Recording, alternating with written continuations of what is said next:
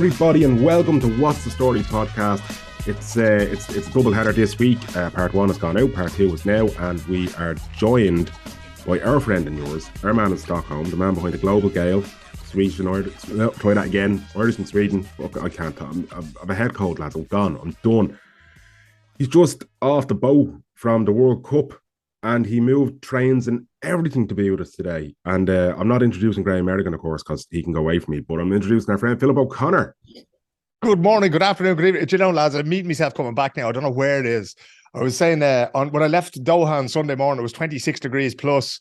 And last night I was doing the Women's Champions League down in Malmö, FC Rosengård against Bayern Munich, and it was -8.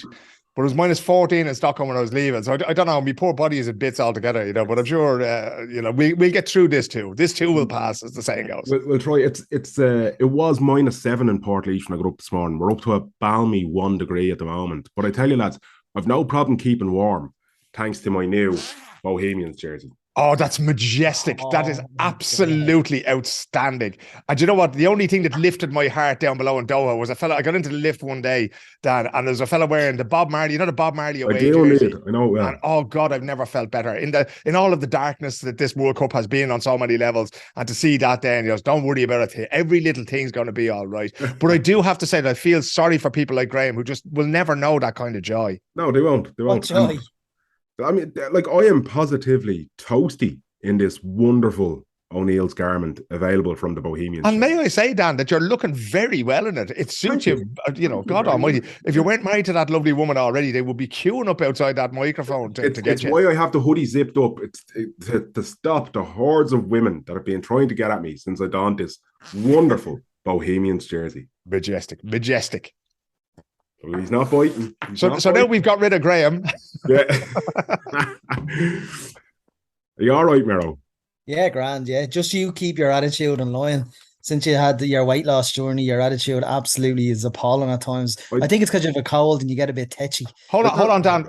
Now, I know this is an audio format that we're doing here, but we have to, it's at Reuters, we have this thing, show them you were there, right? So I want to describe the situation for the listeners.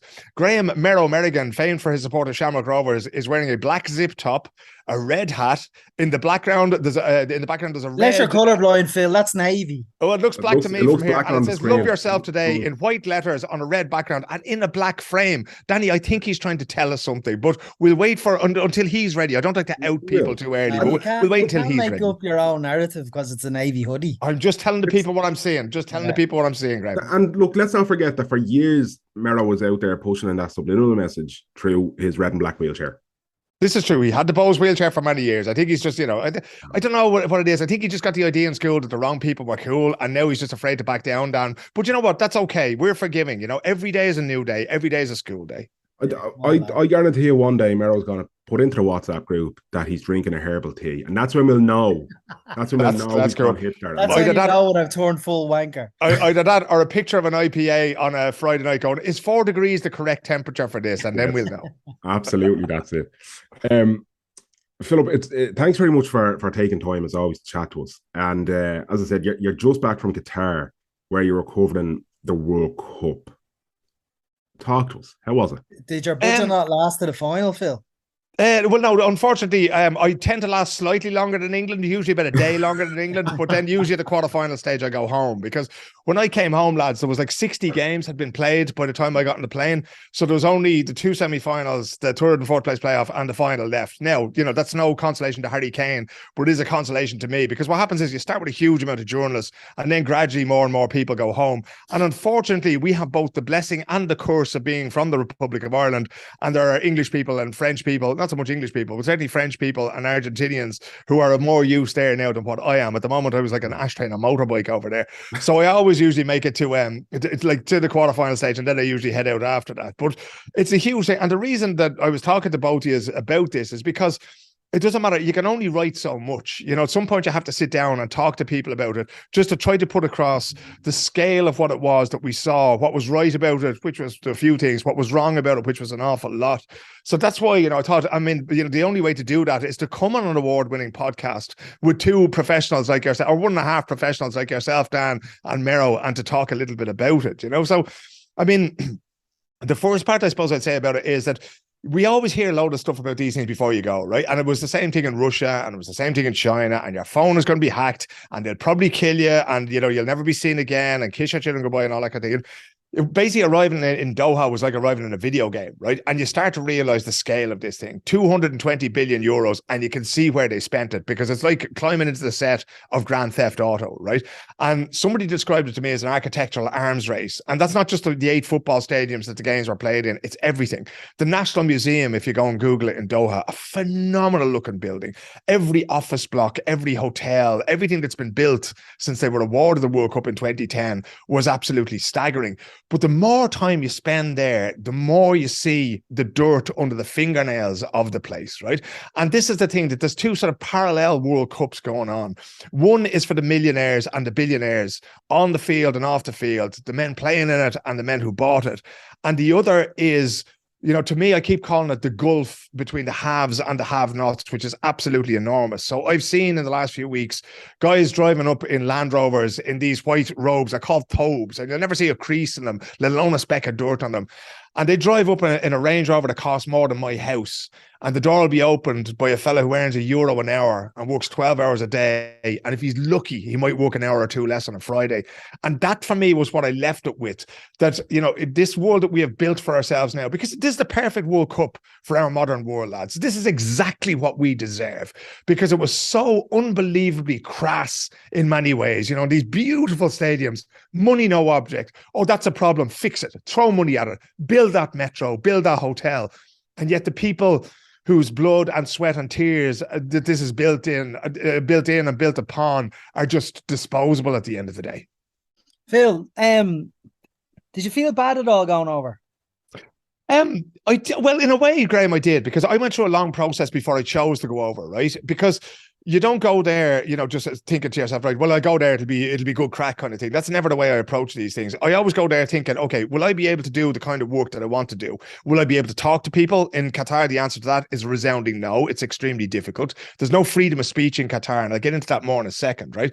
But still, there are things that you can do. There's still issues that you can raise. I spoke to an awful lot of people.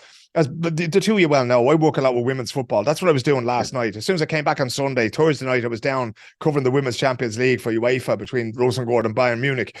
And there's an awful lot of players in that, perhaps more so than many other sports. There's an awful lot of gay players there. And you couldn't have a Women's World Cup in Qatar because homosexuality is illegal. Punkt. Like, end of story, full stop, right? And 2 of the players that I know who play for Sweden are actually, they live together. They're a couple. And I asked them, and I asked many other footballers, would you think less of me for going here because of this? Because this is the way this place is. And some of them said, well, it's not a great idea. It's not a great idea to have a World Cup there at all. Some said, no, I wouldn't go myself, but I think you should go to try to tell these stories. And the same thing when it came to migrant workers and that kind of thing. I spoke to people from Amnesty International. I spoke to soccer players, one of whom captained his national team at the Euros in recent years. I spoke to as many people as possible to try to work out if morally this was the right thing to do or not. And I know that there are people who chose not to go. Bengt Scott, who works at Sveriges Radio, the Swedish equivalent of RT Radio there, he decided not to go, and I absolutely respect that decision. But in the end of the day, I decided that it was better for me to go there and try to see what I could do than to sit at home and maybe not tell some of the stories that would otherwise have been told, right? So when I spoke there about this being a very difficult World Cup, there's no freedom of speech in Qatar, right? You have an emirate there, and he decides everything. He's the one who calls the shots. There's no democracy. There's no votes. What we're doing is we're having a World Cup in a country which has about 3 million people, only 300,000 of which are 10% are citizens, right? You can't marry into it. It's very, very difficult to get Qatari citizenship, if not impossible. Even if you're born there, there's no guarantee of it, right? So you're going to a place which is completely different from anything that we would understand as being, almost a civilized society. Now, that's not to say that there isn't the rule of law, but the rule of law applies to some people and not to others. So when I went there to try to find out, a lot of what annoyed me about this, lads, was that a lot of journalists went down there, they're covering the football, and they're covering the football, and they're covering the football. And then all of a sudden, when there was 2 days off, they wrote a little bit about migrant workers. And then when the football started again, well, then they went back to the football. And I was trying not to fall into that trap that, the fate of the migrant workers was going to be something that was going to be shoehorned in, when we'd nothing else to write about. So I went out on match day. Phil, sorry to cut across you. But were you tasked by your editor to go over there and, you were there to cover the sport? Yeah. So Who was giving you the green light to cover the human interest stories? Well, so this is the way it works, Graham. Basically, in this World Cup, we have everything is in the same city. So normally you will go to a World Cup. I've been to Sochi for a World Cup, and there might be maybe 5 or 6 games that take place there. And you have match day -1 and match day -2. The days before you have matches, and then you try to fill them with interviews or features, that kind of thing. It was difficult this time around because there was literally matches every day, right?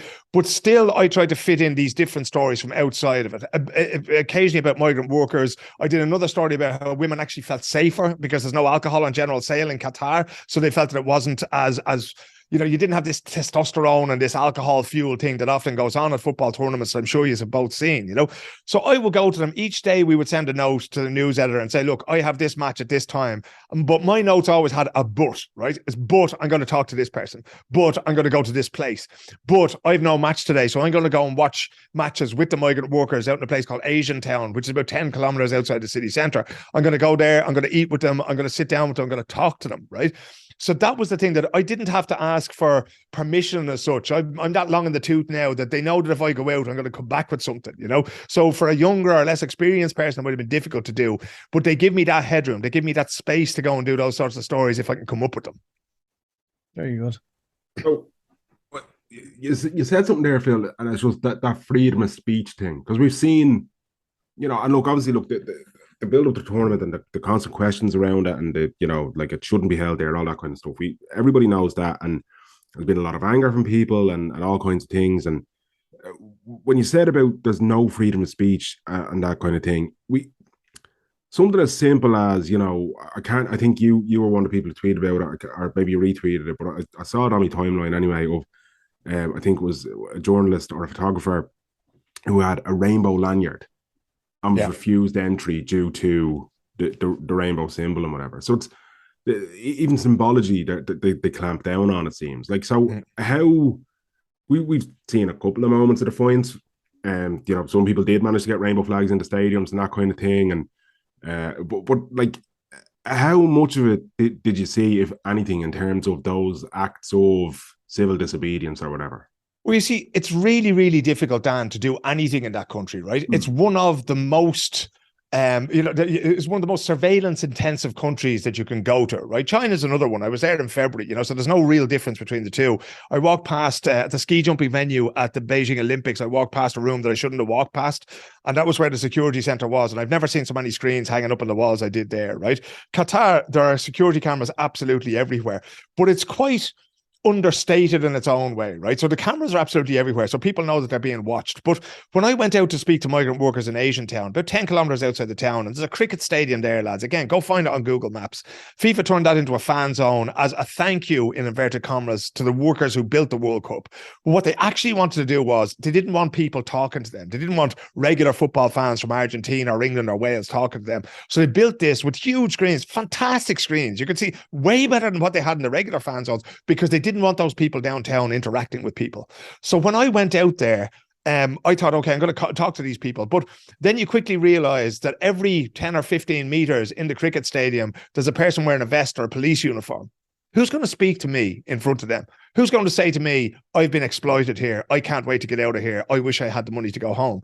And sure enough, the people who spoke to me on camera all said the same thing. There's all, no, we're hoping for work in January. We're hoping that we can stay here. We've been treated very well. It's hard work. It gets very hot, but we're delighted to be here, etc., etc. But the moment you got away from the security guards and the police and the people who were looking over their shoulder, and you had to do that very discreetly, right? That was when they told you the proper stories about how they were being exploited, how those people there ripping them off, right? Saying, I can get you to Canada, I can get you to Croatia, I can get you to Portugal, right? They would talk about those things then. One man stood and spoke to me wearing a mask because he didn't want anybody to see him speaking to me, right? But he told me some stuff. He was from the Kenyan community there, and he told me some of the things that happened in the stadiums there, right? And the other thing is that when I went over there, I'm extremely conscious, not of my own safety, because I know that I'll get through it somehow. I've been doing this long enough now to know what I'm doing, right?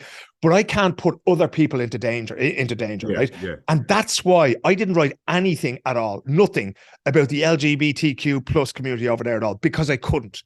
Because if I was to go looking for them, if I was to go to, and I know there are places where gay people gather in Doha, and somebody follows me, or somebody sees me, or somebody sees somebody else speaking to me, I could be endangering that person's freedom. I could be endangering that person's life, right? And I cannot it's not morally acceptable for me to do that just because I think that this is a story to tell. So I had to walk away from those stories because there was no safe way, not for me to tell it, but for those people to tell me those stories. And that, to me, when you zoom out a little bit now, lads, if you think about everything that FIFA has done in terms of the concessions that they have gotten from the Qatari state, everything is in terms of migrant workers, and nothing, absolutely nothing, for gay people, for trans people, for any LGBTQ plus person at all. Zero, right? Not even a rainbow flag. And one of the people who got stopped, Lord rest him, was Grant Wall, who went in with a t-shirt. His brother Eric is gay, passed away at the Argentina-Netherlands game, the last game that I covered on site there. And he did that, and he was stopped and he was detained for an hour. One of our lads, and this has nothing to do with reporting, one of our lads had a busted ankle, and he had a boot on Monday. You know, one of these plastic boots that you put on to give it stability, and that, took it off, tried it out, and then we ended up walking so much that he had to put the boot back on the next day, and the police hauled him in for something as simple as that because they thought he was trying to smuggle something into the stadium, you know. So this is the kind of society that you're working in. So, you know, if you were to ask me, Graham, because you and I have spoken about this privately as well, if you were asking me, did we succeed in the media and doing the things we went there to do, I'd have to say no. Because I would have loved to have been able to tell those stories and to illuminate those things. But the conditions have to exist for me to be able to do that safely. And again, not for me, but for the people whose stories need to be told. But it proves that the conditions aren't safe. But like, I mean, Qatar was awarded the World Cup when, in 2014, 2012? 2010. 2010. So that's what, 12 years ago. I mean, why wasn't there a concerted movement to get rid of, to get them stripped of the World Cup back then? I mean, I remember when they were awarded it, and it was like, holy shit, because the UK had a huge bid. I think USA at the time had a huge bid. And I mean, it's almost like on the lead up to the World Cup that it just crept up. It was just like, holy shit, there's been years of not forgetting, but maybe years of ignorance that, oh, the World Cup is in Qatar. And then there was even up until, I remember around COVID, around like early 2001, people were still speculating that the World Cup won't take place in Qatar. There's no way it's going to take place. No way it's going to take place. Now we've the final coming up on Sunday. I mean, everyone can agree it shouldn't have been held there for all the reasons you've listed. Let me stop you there, Graham. Let me stop you there, right? Everyone can't agree on that, and this is the problem, right? So there was one day, you know, the One Love armband thing. Jesus, it seems like ages ago now, doesn't it, lads? The One Love armband was a thing between, I think it was 9 European countries who wanted to wear this as a sign of solidarity for equality for gay people and queer people in general, right? And then FIFA came, and they actually went to, this happened with England. I've done an awful lot of digging into this. It happened with England. FIFA sat down with England and said, okay, you wear that armband, there's going to be sporting sanctions. And England asked, well, what? And they go, well, could be bookings, you know, we don't know yet, but it's going to be fairly severe. And every single one of them climbed down, right? And when we started to talk about that, I went out to see the Danes, I think it was on the Monday or the Tuesday there, they had a press conference at 2:00 because they were up in arms. And I know for a fact that within the Danish camp, there was murder because people were saying, just take the fucking yellow card, right? We have to mark this, right? But there was 9 European nations and there was 32 teams competing. And what we tend to forget is that a lot of those countries don't have the same problem that we Westerners have with Qatar, right? So people in Morocco might have different sympathies. Not to say that they would agree or disagree. They would see things differently. Iran, certainly on a regime level, would see things entirely in Qatar's favor when it comes to queer people, right? Same thing with Saudi Arabia. So it was never a unanimous thing, Graham, that this would happen, right? But I'm sitting there and I've listened to these idiots for the last 7 years telling me, right, or 8 years, since 2014, 2015, the Nordic FA has decided that they were going to have what they call influencing on site, right? So they were going to pay visits to Qatar and they'd be showing all this and showing that, and this has changed and that's changed, and look how, you know, the 5-star accommodation we have for the migrant workers and everything else like that, right? And it's just nonsense. And I'm in the middle of sitting there listening to these idiots defending that process one last time, and I'm running out of patience. And in the middle of it, just after 2:00, you can hear the call to prayer from the local mosque near where the Danish training centre was. And that for me summed up everything, right? We're sitting here with our Western notions of human rights and what we think is right and wrong. And then the call to prayer comes and said, lads, you know, it's like that line from The Wizard of Oz, you're not in Kansas anymore, Toto, right? And the whole thing was lost. Not the moment that Qatar was offered the World Cup or was told you can stage the World Cup. The moment their application was dropped in the letterbox was the moment it should have been killed, right? In 2008, 2009, we should have said, look, there has to somehow be a standard, right? They talk in the Premier League about, a fit and proper persons act for whoever's going to own or control a football club there. But what I realized over this time was that we need to have a standard. And it could be the UN Declaration of Human Rights. It could be anything. It could be something the FIFA work out by themselves, but I wouldn't trust them as far as I control them. But we need to decide what's acceptable and what's not. And if that means then that we have to split, if that means not having a World Cup until we can agree on these things, because there's a good few other countries, like Guantanamo Bay is a stain on the history of the United States of America, and they have 2026 coming up. And I'm not trying to generalize, and I'm not trying to, there's no moral relativism here, right? But I think we all need to look at the splinter in our own eye, or the log in our own eye, before pointing at the splinter in Qatar's eye, because none of us are innocent. But that means that none of us should be holding these things until we can reach that standard when it comes to equality, and when it comes to fairness for labor, and when it comes to, equality between women and men, and for queer people as well. So there's a huge discussion to be had around that. But by the time it came to 2014, and I think COVID was a blessing in a way, Graham, because it happened with the World Cup in Beijing. In one way, it meant that they could close the whole thing down. You literally couldn't get out to talk to people there, because God knows I tried. And the same thing here then, that maybe we lacked any sort of a unified opposition, any sort of a unified way of approaching this. And let's not forget, they spent 220 billion, on the infrastructure and staging this World Cup. And a lot of that money, 20 million per year, 200 million over 10 years, going to David Beckham. Here's one icon. A lot of money went to Leo Messi from Qatar and from Saudi Arabia to be a sort of an influencer there as well. So we are also subject to a campaign by these states, and it is sports washing. And it is like, the fact that Qatar's on the front of Barcelona's jerseys and they own PSG and all this kind of thing, it's all part of the same process. And we had to be very wary, and I'm still trying to be wary of not being a sort of a useful idiot for these things, because you see what you're being shown, you see what you're allowed to see. But every time you do that, you have to second guess what it is you're being shown and how you're framing it then.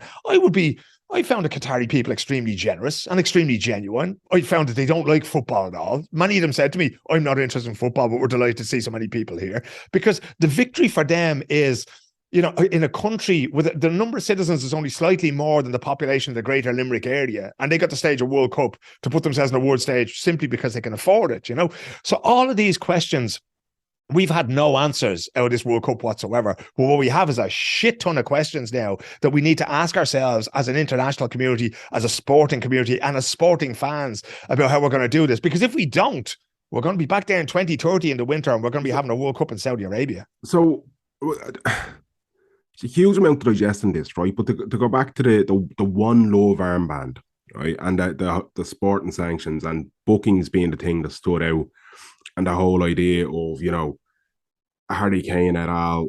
And Virgil van Dijk and all these others opting to bend the knee to what FIFA are saying because they didn't want to risk a yellow card in the opening group game, right?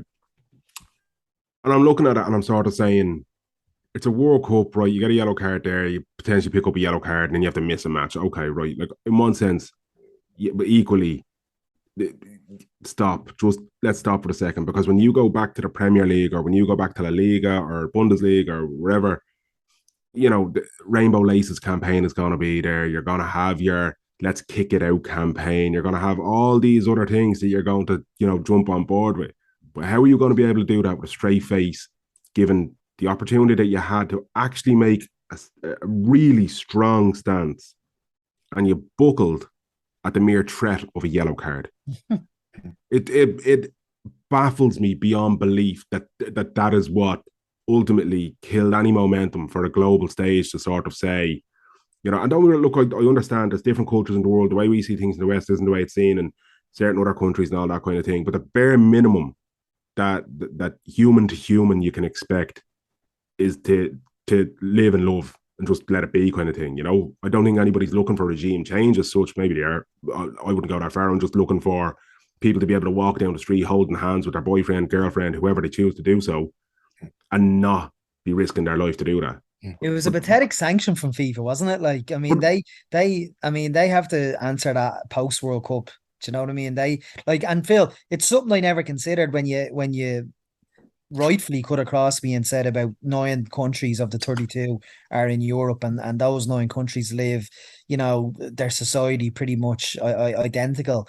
And there's African countries that aren't they wouldn't be into LGBT community. Definitely Middle Eastern countries wouldn't be. So, I mean, are we just being almost patronizing to the host cities? Or we have to remember FIFA is a European, was formed in Europe, and it's a European company, so to speak.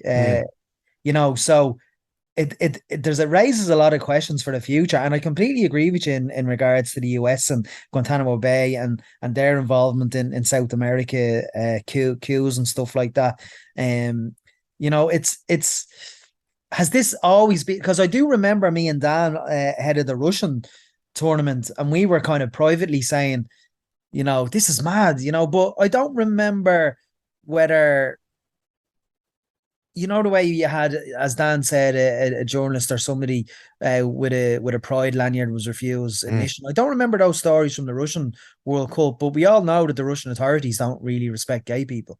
Yeah, and it's been getting worse in recent years, lads, especially in Russia, you know. But I think it's much easier with Qatar because we don't know them, right? And this is one of the things that, the thing that makes it most difficult is nuance, right? It's always extremely difficult that, you know, and again, let's state it for the record, this never should have happened, right? Screw the football. Screw if Leo Messi wins, you know, for the first time, gives us all the finish that we want, or if Mbappe wins a second World Cup at the age of 20. Screw all that. This never should have happened. Let's get that out of the way right now, right?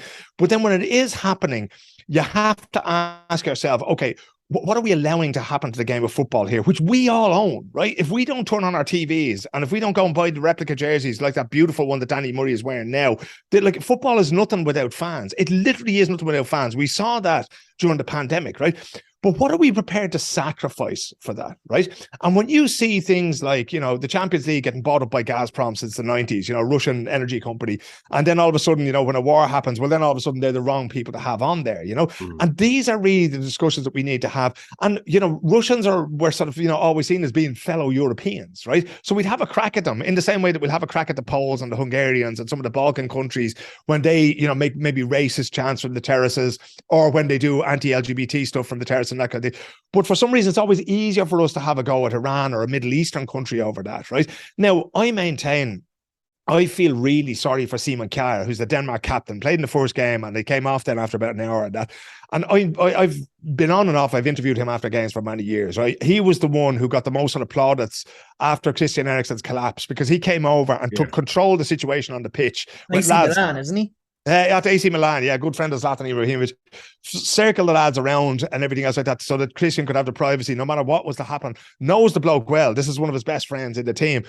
And the idea that you could tell Simon, don't wear this armband, I just know. Now, I haven't asked him, so I can't say with any certainty, but I know in my heart that he's going to go, this is bullshit, lads. Surely we can do this. And if we're to be in a place like Qatar, and if we're to, you know, to appreciate their hospitality, that's one thing. We have to respect their traditions. Of course we do. We have to respect the fact that it's a Muslim country, but we don't have to respect their attitude towards human rights for our queer brothers and sisters, right? That under no circumstances is that stance to be respected. No more than it's acceptable for Iran to be executing protesters, it's not acceptable to say that queer people don't exist, that they don't have a right to exist, and that they don't have the right to love who they want. Those two things are exactly the same, right? So you and I, Graham, can differ on many things, not least Danny's lovely jersey, right? But we do it in a respectful way. And that's one of those things that there's absolutely no middle ground between the two of us on. But we have to find some way of coexisting. And that means then that, you know, if Moroccan fans are to be allowed to fly a Palestinian flag, which almost never happens, you know yourselves what will happen in UEFA if you do that at Celtic Park, or if you do that at, you know, St. Pauli or something like that. You know, even in Oriel Park in Dundalk, they got fined for exactly for the same thing. But that's acceptable in the World Cup, but a rainbow flag isn't, right? And this is the extreme difficulty that we're into now, because Elon Musk and freedom of speech and all these things. Again, I feel that we need to have certain things, like we have to set the bar somewhere, and that can't be fluid. We have to say, look, we cannot go below this. And that has to be, you know, for minority rights, for migrant rights, for labor rights. You know, it might be when it comes to do with ticket prices, it could be to do with accessibility, it could be to do with all those things. But without that, you leave a grey area in which these forces can work. And the other end of it is it's just too big. It's worth so much money now. And the problem is that everybody has a price. And your price might be, if you're in FIFA, that it might be £1 million in cash, right? But your prize might also be an under-21 World Cup in Dublin or in Cork or in Limerick. It might be, okay, well, 500,000 in cash and a training centre in Belfast. Or it might be, it could be all of these things. So I'm not necessarily saying the people who are involved in making the decision were putting money in their own pockets, but I can't see a situation whereby FIFA would have said, oh, you can't wear the armband and you're getting nothing for it.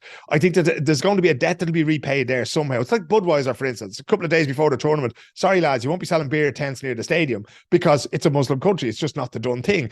So Budweiser had like $75 million worth of beer in country that they couldn't sell. Now, they're not going to just accept that. And whether it be by the courts or by arbitration, they're going to get that money back. They're going to get whatever value they think it is that they have paid for back out of it, right? Yeah. Those things are going to happen. But that will most likely happen behind the scenes, and this is the hard part of it, because football is a product, absolutely has become a product. It's the Premier League is a product, the League of Ireland. Yeah, how many times do you hear it referred to as a product? The product isn't good enough, etc., right? That's what it has become. But it's no ordinary product. This is something that we all own. Those lads who go out there representing those 32 countries, they're representing me and you and every Argentinian, every French kid in the banlieues of Paris, every kid who played in Denmark, in Copenhagen, in all these places. They're going out there to represent us in international football in a way that's almost impossible at club level because you're only representing your local community. And then surely we have to have a say. Surely, and we can't be left to people in the football associations, because God only knows, and we know as Irish people better than most how this works. When you give it over to them, they'll find some way to fuck the thing up, And this is what I'm missing here now, is that if we're going to reclaim the game from these people, it's going to require an awful lot of soul searching and saying, you know what, maybe the highest bidder isn't the best idea. Maybe we need to see to what's best for the game. And to be honest, I'm delighted for the people of Morocco and the people of Saudi and the people of Iran, particularly Iran, who take so much joy, not from their government, but from their national team, lads. I'm delighted that they got a World Cup in their backyard. I wish it had been in a place that was better suited, that had a better record for human rights and for migrant rights and for LGBTQ plus rights, right? I wish it had been that. We're not there yet. I wish in the absence We're not there yet with any Middle Eastern country, are we? But that's what I'm saying. Well, I mean, Israel will claim to be the only democracy in the Middle East, and they don't have a great record either, Graham, right? So this is the point I'm making, is that we all still have an awful lot of work to do, right? And before we go around beating our breast about it, we weren't the best at it in Ireland until very recently. We may be the only or the first country to have legalized gay marriage through a popular vote, right? But still, our history isn't great on that front. And to me, what it came down to, lads, was that when, this idea of the West against everybody else, right? When we go in there and just go, no, that's wrong, you have to change, the whole Middle East goes, get bent, right? We're not listening to this. Don't come here and tell us what to do. But when you talk to people, when you meet people and you talk about these things and you say, look, so much money has been spent. These lads are earning €1 an hour. Would it kill you to pay them too? The minimum wage that they managed to get in there in Qatar is less than €300 a month. It's around about €280 a month. The average wage, the average income for a Qatari household is somewhere between $20,000 and $25,000 a month, right? If you're a Qatari citizen, that's what you earn. So that's $24,300 more or $700 more than what the lad out in Asian town living 6 or 8 to a room is getting, or what your Uber driver is getting, right? Can we talk about that? Can we talk about maybe how the people who built this, you built them a fan zone, that's great, but can you give them €500 before they head back to Uganda or to Nepal or Bangladesh? Can you take something that's in Qatar and invest that money in the villages that they come from? Because the absolute worst of it, lads, and I remember it was like being hit in the face with a hurley the first time somebody said it to me. I was sitting in an Uber and this bloke was telling me about how he hadn't seen his wife and children for 3.5 years. And he'd seen it out the pandemic over there. And the same man had bought a car for about €1,000 to be an Uber driver, right? And he thought, I'm going to be my own boss. Because this is what we tell people. We tell people that being an entrepreneur, that owning your own business, that's successful. He spent €1,000 on a car and after 5 weeks, the fucking car died, right? And he borrowed money off every relative he had back in his village in Bangladesh. So now he has no car and a debt to the whole village. That means he can't go home, right? And even if he could, he can't afford to, because he sends the money home to his wife and child. His wife, he told me, was illiterate. And his daughter is going to be illiterate because he can't afford to send her to school yet. He can't afford to bring them there either. And then, lads, he says to me, I'm one of the lucky ones. And I'm sitting in the backseat of the car going, if what you told me is just true there, Chief, you are by no means lucky. He's going, hang on a second. If I was still in that village, I'd either be unemployed or I'd be getting maybe 40, 50 euros a month. He said, here I work me bollocks off, but I can send, 50, 60 euros a month to my wife so that she has it slightly better, still can't afford to send the child to school every day, but they have it slightly better than if I was living at home and either unemployed, there's no being on the dole, either unemployed or doing seasonal work there. And this is the mind-blowing thing about it, lads, is that the Qatar World Cup is not the disease, right? The Qatar World Cup is the abscess on the body of work that we've created in this society, right? The fact that we've cheapened everything to the extent where we just don't want to pay for anything. We don't want to pay for a taxi, so we get an Uber. We don't want to pay for, a proper chef to make a dinner, so we go and get McDonald's. All of these things are in together, and this man is lucky. And because all those lads are there for a reason. They're there because they're going to make more money in Qatar. However hard and however difficult and however exploited one is, it's better than being where they come from. Yeah, I'm kind of dumbstruck by that in a way, Phil. It's. But Danny, let me put it in context for you, right? And this is why I think we as Irish people have a responsibility to the people who are working in Qatar, not the Qatari citizens, but a responsibility to the people who are working in Qatar, because this is our living memory, right? This is what we did from the time of the famine and to the time of the waves of emigration in the 50s, in the 70s, in the 80s, and in 2010. Now, by no means am I comparing the suffering and the exploitation of the people in Qatar at the moment with the people who left Ireland for Australia and for Canada in 2008, 2009, 2010. Those two things are incomparable, but the driving forces are the same. These are people who went to a different country in the hope and in the dream of a better life for each other.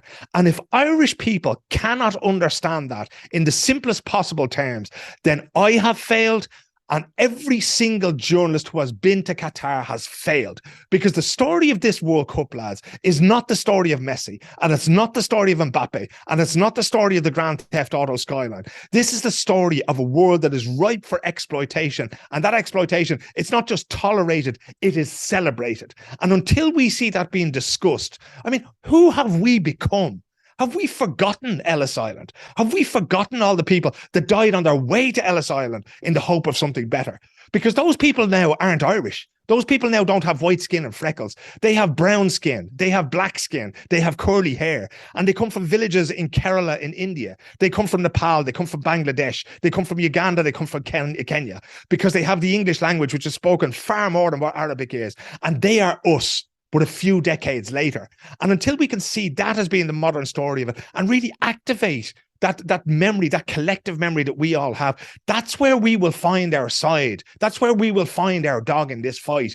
And again, the failure of it only struck me when I left there, because that was what I was left with, that these people are exactly the same as you and me and Graham, working class people who simply want to leave a better world for the children than what they themselves experienced growing up. Absolutely. It's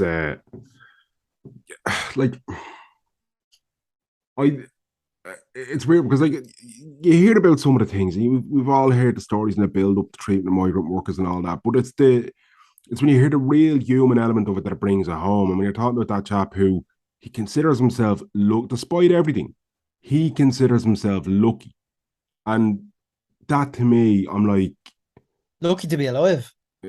More or less, like, I mean, it's dumbfounded me in a way. I'm just sitting here and I'm like, I don't. All those issues, everything that you've talked about there, Phil, and points you've made that I completely agree, brilliantly made points.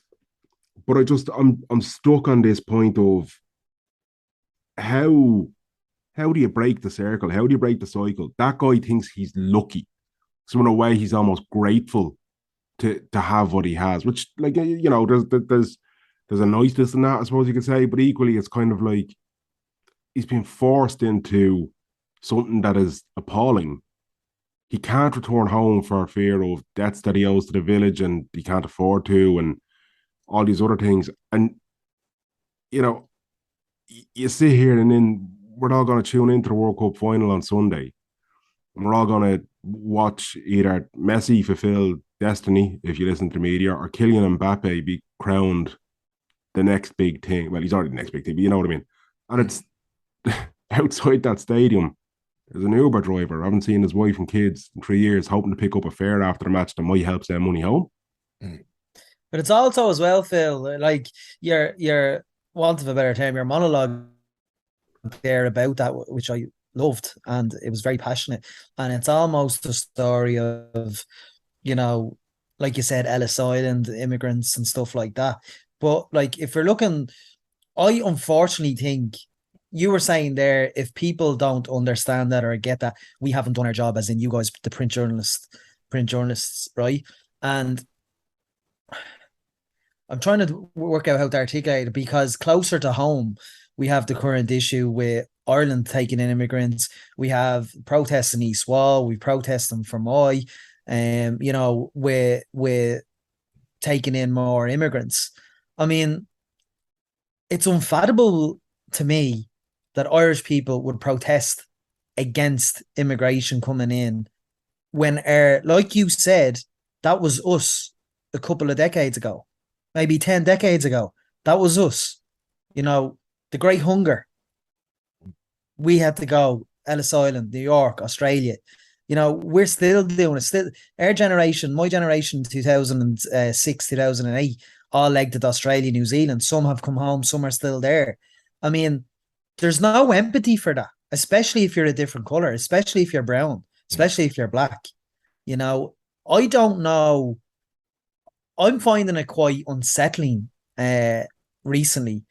Even when you're talking, even if you're looking from afar, and I mean, if you're doomsday scrolling on Twitter or Facebook and you see people from your area or people that you might have grown up with or acquaintances, and they're believing all this. They're believing the whole, Ireland gave out 100,000 PPS numbers. What about this? What about that? What about this? Do you know?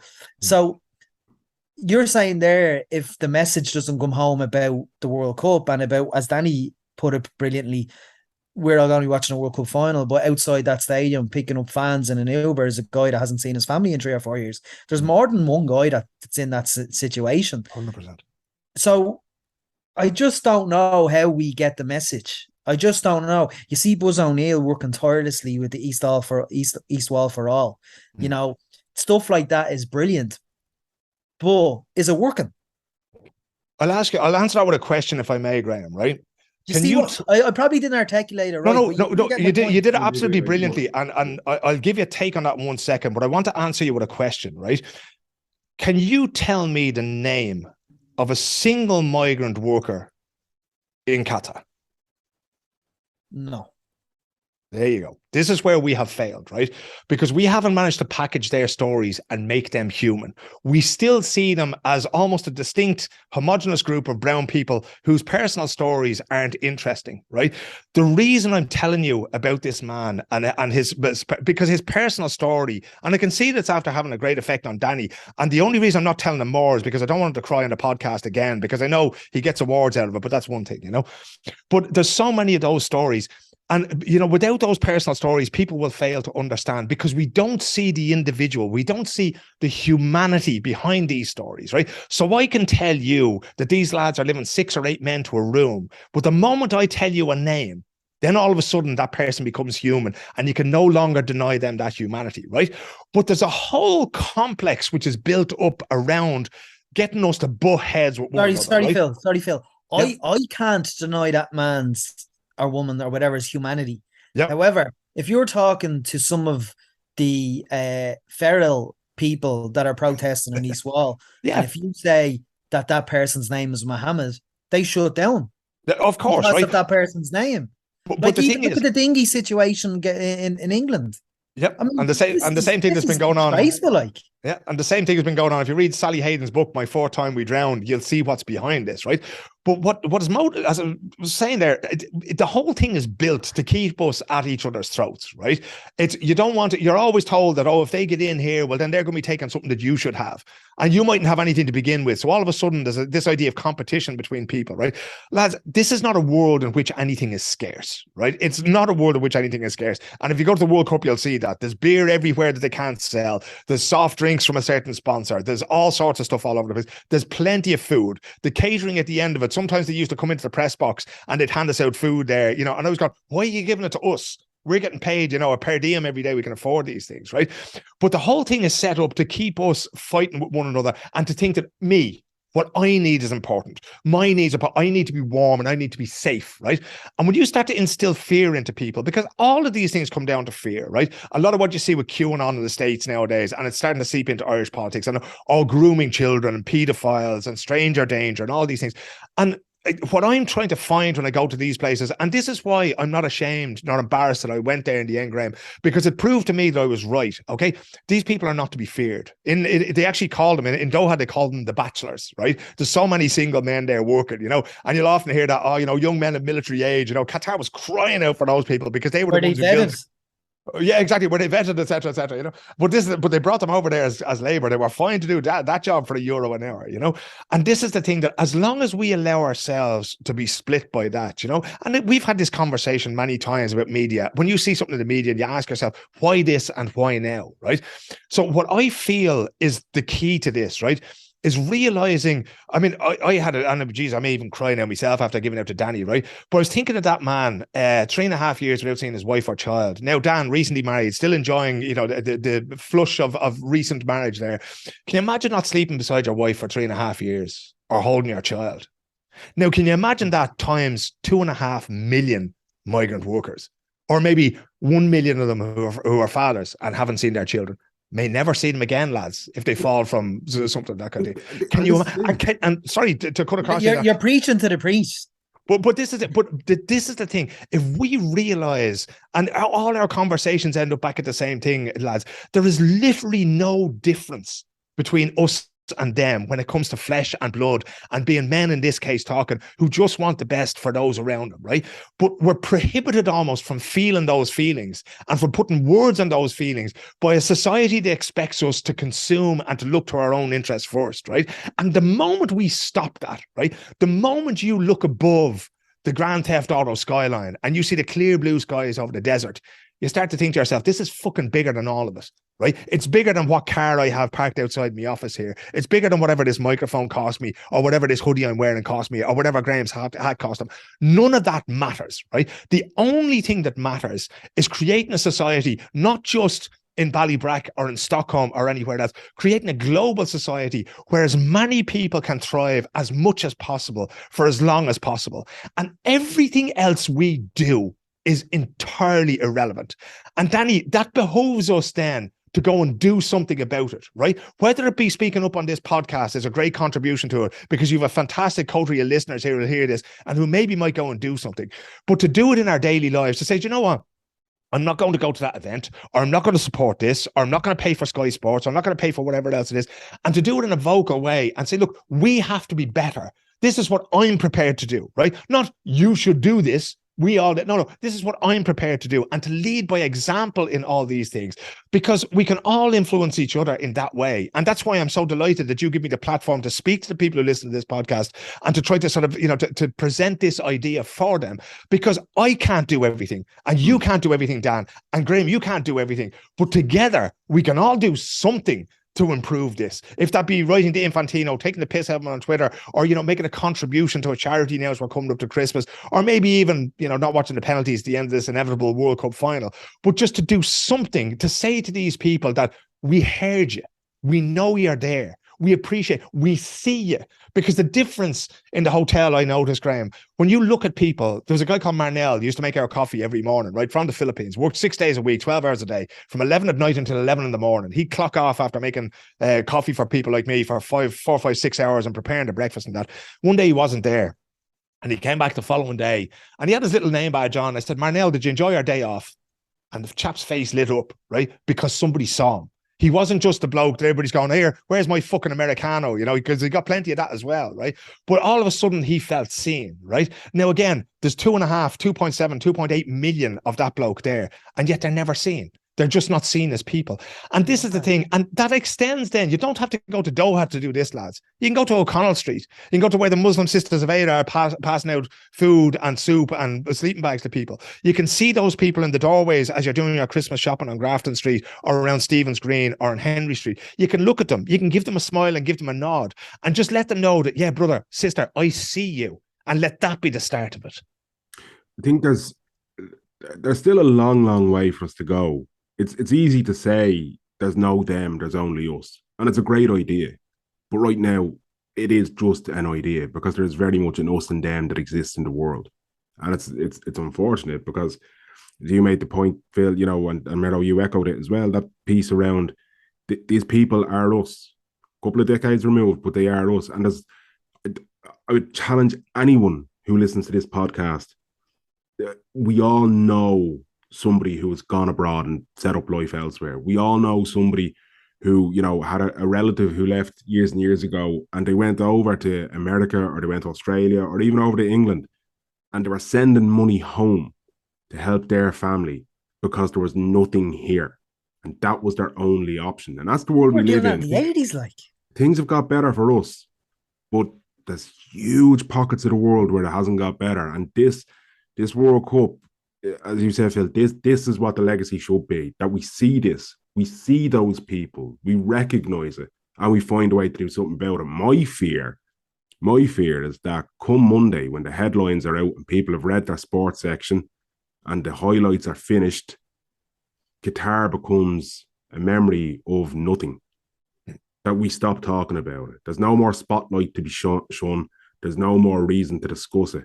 It's gone. It's done. Move along, lads. What happens to those people at that point? At least right now, somebody's talking about them. We're talking about them. You don't have all the answers, and that's absolutely fine. Sometimes the conversation leads to the answers. But come Monday, when the conversation stops, what becomes of those people? The great thing about it is, Dan, that once you know something, you can't unknow it, right? And a few thousand people that are listening to this conversation, they can walk away from this and go, he's a fucking idiot, and Mero's an idiot, and Danny's an idiot, and I'm never listening to this again. But they'll never unhear what we've spoken about today. What they choose to do with it is entirely up to themselves, right? Good few years ago here, there's a couple of brilliant musicians over here. One of them is Brian Burns from County Wicklow. And we organized a Samhain festival around Halloween to explain to the Swedes that actually we fucking own this. It's not the Americans own it at all, right? But we used to do it for the homeless in Sweden, because as you can imagine, there's no great crack in -14 if you're homeless in this country. And one night a lad called Keith Hearn from Waterford got up and he started playing his acoustic guitar, and he did a version of The Man in the Mirror by Michael Jackson, right? And it can sound as cheesy as you like, but that song is about changing yourself first before you expect anybody else to change, right? And this is where these things happen, right? The best time to start doing this would have been when Qatar sort of applied to host the World Cup back in 2008, 2009, right? The next best time to start changing these things is today, right? And that's on us. That's a conscious choice that we can make, that we can choose to look at the world in a different way. We can choose to see the people on the news as being invaders or as people who need protection. We can always choose we can't change the world the way it is, but we can change how we respond to it and how we behave in it, right? And for every one of us that changes, for every one of us that stops using the word faggot and starts using the word gay person, right? Something small changes. And then maybe Danny stops using that word or uses a different word, and Graham stops using that word. And this is how change happens, right? And it does. We can look at this and we can say, right, this is fucking far too big. But the way to eat an elephant is one bite at a time, lads. And I can guarantee you one thing. We may try and go to our graves never having changed a thing. We might have tried absolutely everything possible. But I'll tell you what definitely won't happen is if we fucking sit in our hands and never do anything, then change is definitely not going to happen. And at least this way we have a choice. And at least when we reach the end of our days and we get to meet our maker at the end of it, we can say, look, I did my fucking best, right? And that's the only thing that we can ask for, is to be able to put our head in the pillow at night and say, did I try to make this world just a little bit better today than what it was when I got up this morning? And I swear to God, I'll commit to anybody now that I'll try to do that every day for the rest of my life. And there will be days when I don't manage it, and there'll be days when I fuck up and I say the wrong thing and everything else like that. But I will never let that leave me after what I've seen over here. Phil, before we let you go, as you said, you cover women's football, and it would be remiss of me not to bring up the statement on Saturday or Wednesday evening last from about women's football in America, which named Ireland women's national team coach Vera Pauw. Quite depending on how you look at it, I know the reaction to Twitter hasn't been it's kind of been meh, but it's quite scathing. Yeah, I mean, it seems that the FAI... Or is it? Yeah, well, from what I've seen, Graham, I saw the statement and I was a little bit disappointed in it, right? Not that I think that, Vera's the worst person in the world. I don't. But there's a way of dealing with these things. And also that's another one of these things that we need to change, right? It takes an awful lot for people in sport to speak out about mistreatment, about bullying, about eating disorders, right? And I would have liked to have seen those people treated with more respect. Right. So rather than just saying, well, Vera's denied it, so it didn't happen, I would have rather see a situation whereby they said, look, we're going to take some time, we're going to talk to her about it, et cetera, right? Because the other thing is that, Vera was there at the time. People made complaints. She was named in that particular report, and the Houston Dash as a club apologized for her behavior at the time, right? If they felt the need to do that, well, then something must have happened. But then, I would say that maybe Vera has changed immensely as a person since then. One would hope that anything that she may have said or done then doesn't happen with the current Irish squad, but then we don't know. So I would have liked to have seen a much more sensitive handling of it as well, because when something like this happens, and it's often that thing about, when it comes to believing women, when they speak about sexual assault, when they speak about discrimination, that our first response should never be to say something. It should always be to listen. And that's the part that I feel that the FAI have never been good at, right? As soon as something comes up, they go, we have to get a statement out, we have to do something. And sometimes the best thing to do is to say, we'll get back to you. We need to consider this more. We need to dive into this. We need to talk to Vera. We need to talk to Houston Dash. We need to read, every file that went into that report and see what this was. And then we'll have something to say about it. Because what I would love to see is the FAI coming out and saying, this happened. We're not going to comment on Vera's hand, act, or part in that. Maybe we don't agree with the conclusions of it. But that said, we will do absolutely everything in our power to make sure that footballers, and in particular female footballers, are well looked after, and that this is a safe space for them to carry out their sport in. And I felt that was lacking so many times with the FAI. You get the feeling that they're kind of covering their arse a little bit. They don't want to say something they might get sued for and that.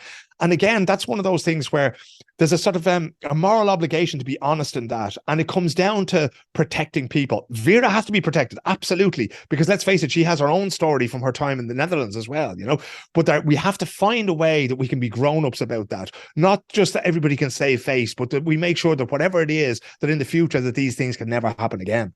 But it's like what Dan McDonald said. It's like the FAI had a moment of urgency over the Wembley Videogate. Oh, 100%. Yeah. And then with the Vera Pauw thing, it almost read like nothing to see here. We're looking forward to the World Cup.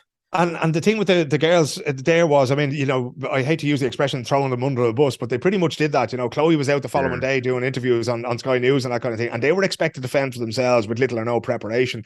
And in this instance, but that's the thing of power as well.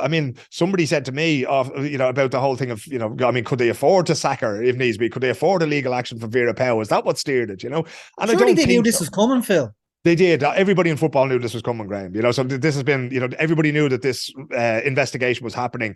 I had completely forgotten about the fact that the report was going to be published because I was traveling and trying to settle back in and that, and then it appeared in the inbox. Oh shit, yeah, that was happening as well. And, to be honest, Mary Hannigan, I didn't entirely agree. She wrote a very good piece in the Irish Times today. I don't agree with the sort of, the angle of it, but I can see why it makes for very good reading.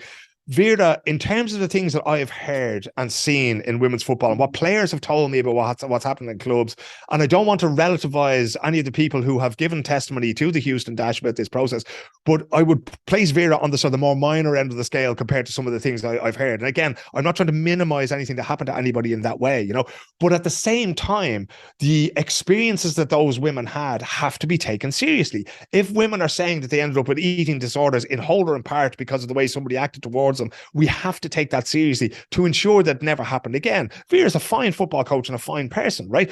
But we still, so am I, so are you there. But if one of us fucks up, we have to be open to somebody saying to us, look, you screwed up there, Phil. And do you remember it happened recently, Graham? I ended up saying something very clumsy to you that was very insulting, and I only realized afterwards, and I had to apologize to you for it. And I can't be above that, because if I'm going to hold other people to account, and I had to be the one to say that to you because you were kind enough to let it go, and I went, hang on a second, Graham, that's not okay for me to say what I said to you, right? And if I demand that from other people, I have to demand that from myself. And that's what we need there. Now, I don't want to see Vera sacked. I don't want to see her thrown under the bus, but I do want to be sure that if something happened, that it cannot possibly happen again. Yep. It's a good point. It's a great point. It's, at the end of the day, it's a credible report with credible witnesses. And I think the disappointing thing of it was that she didn't want to cooperate with it. Yeah, I mean, those things, It's very difficult. And we do have a situation now where you'll have sort of, council coming into meetings and that kind of thing, and people come with prepared statements as if they're going in front of a Dáil committee or the Senate or whatever, and that to me is not very helpful, because again, what we've been talking about here today, conversation and humanity are the two big things. We need to be able to talk about things, not just the positive things and not just the things where I'm always right or where you're always right, but about my flaws and your flaws, and be honest about them. Because again, we can't find a way forward until we can sort of identify what can be changed. And none of us is perfect, not the FAI, nor Vera, nor me, nor any of us here, and we have to be open to that as well, because, again, the change begins with us. Absolutely. And that is a great note to end it on. I think the change begins with us. Philip, thanks very much for one, making the time for us, two, changing your train. Do appreciate that. And three, sharing the realities of what you found in Qatar and your thoughts and everything else afterwards. It'll stick with me for a while, I think. A lot of food for thought in it, but these are the conversations that have to be had, and I hope to hear more of these kind of conversations from elsewhere in the wake of the World Cup, but we'll wait and see. Congratulations on the Global Gale. I'm thoroughly enjoying it. There's been some great chats, and yeah, I can't wait to see what you do next, man. It's always interesting. What I'll be doing next is I'll be holding up Merrow's wheelchair when we go to see Christy Moore on the 3rd of January as well. With a couple of global January, I keep telling you. I know. Look, once I get there, I'm all yours. You can do what you want with me there. But with a couple of Global Gale mugs for the boys as well. Lads, thanks for having me. As I said, you're my favourite two people in the whole podcasting world, and your audience is just magnificent. They're handsome, they're beautiful, they're intelligent, and they deserve the two of you more than anything else. Yeah, you stayed at the pizza as well. Go away. Well, he's only at bollocks. Lads, listen, thanks very much for listening, and check out Phil on Twitter and our man in Stockholm as a Global Gale Origin Sweden podcast as well. Merrow, as I said, it's a double header, and then there's the business one in the bag that's coming out in a couple of days, so there's not much to plug or to say. Look, lads, until next time. Heroes, full hearts. Can lose. Sweet.